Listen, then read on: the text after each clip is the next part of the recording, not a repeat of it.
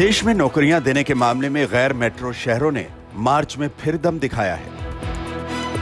यह हाल तब है जबकि मार्च के महीने में भारतीय कंपनियों ने हायरिंग के मामले में सतर्कता बरती है। नौकरी जॉब स्पीक इंडेक्स के मुताबिक वैसे तो मार्च में हायरिंग फरवरी के मुकाबले करीब करीब बराबर ही रही, लेकिन मार्च 2022 के मुकाबले इसमें 5% का इजाफा हुआ है। नौकरी जॉब स्पीक इंडेक्स मार्च में 2979 पर रहा है। इसकी वजह गैर टेक और गैर मेट्रो शहरों में हायरिंग गतिविधियों का बढ़ना रहा है। अगर अलग अलग सेक्टर्स की बात करें तो इंश्योरेंस सेक्टर में मार्च में हायरिंग 108% बढ़ गई है, जिसकी वजह टैक्स सेविंग के लिए साल के आखिर में बीमा पॉलिसी की डिमांड है। इसके साथ ही मार्च में दुनिया भर के बैंकिंग संकट के बावजूद भारत के बैंकिंग सेक्टर में डिजिटल बैंकिंग सेवाओं के विस्तार के असर से हायरिंग एक्टिविटीज में 45% की तेजी आई है। लेकिन अलग नौकरियों के मामले में सबसे आगे रहने वाले आईटी सेक्टर की बात करें तो यहाँ पर नई नौकरियों के मौके पैदा होने की रफ्तार 17% कम हो गई है। हायरिंग की रफ्तार में कमी दिग्गज आईटी कंपनियों के साथ ही यूनिकॉर्न्स में भी देखी जा रही है। दिलचस्प बात यह है कि नए स्टार्टअप से लेकर मिड लेवल के स्टार्टअप्स तक में हायरिंग की रफ्तार तकरीबन पिछले साल के बराबर ही देखी जा रही है। इस बीच हैरानी की बात है कि अभी तक भरपूर डिमांड में रहे डेटा इंजीनियर्स की डिमांड मार्च में 20%, डेवऑप्स की डिमांड 9% और सॉफ्टवेयर डेवलपमेंट इंजीनियर की डिमांड 6% घट गई है।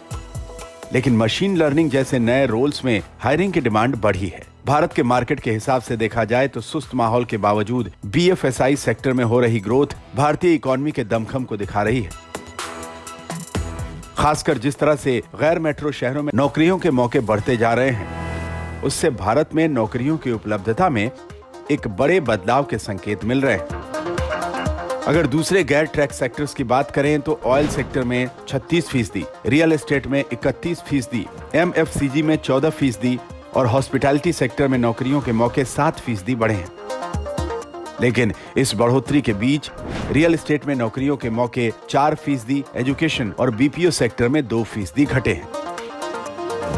गैर मेट्रो शहरों में नौकरियां देने के मामले में बड़ौदा में 50%, अहमदाबाद में 49%, जयपुर में 29% और कोच्चि में नई नौकरियों के मौके 13% बढ़े हैं। बीएफएसआई के अलावा रियल एस्टेट बीपीओ सेक्टर में हायरिंग एक्टिविटीज को गैर मेट्रो शहरों में बढ़ाने में मदद की है। अगर मेट्रो शहरों की बात करें तो मुंबई में नई नौकरियों के मौके 17%, दिल्ली एनसीआर में 7% बढ़े हैं।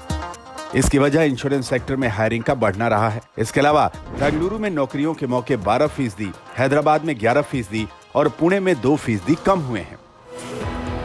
इसकी मुख्य वजह आईटी सेक्टर्स में छाई सुस्ती रही है। जिन मेट्रो शहरों में हायरिंग बढ़ी है वहां इंश्योरेंस और रियल एस्टेट सेक्टर, ऑटोमोटिव जैसे सेक्टर्स में इसे बढ़ाया है। इसके अलावा नौकरियां पाने में मिड लेवल प्रोफेशनल्स को पिछले साल के मुकाबले 14% ज्यादा नौकरियों के मौके मिले हैं। हालांकि एंट्री लेवल पर हायरिंग गतिविधियां पिछले साल के बराबर ही बनी हुई हैं।